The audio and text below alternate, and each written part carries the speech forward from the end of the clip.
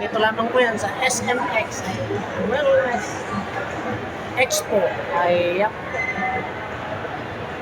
Love the Philippines.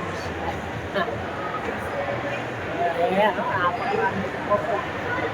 ayan yung aking hero ko. Talaga sinadya namin first day. Ayan. So, naglalagala pag may time. Busog na po ako sa free taste. Ayan, talaga naman. Libre na tanghalian.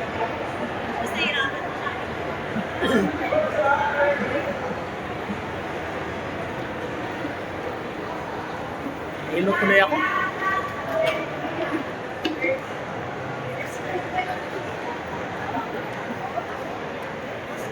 Ayan yung aking hero ko. Oo, matatanggal man siya, hindi matutin.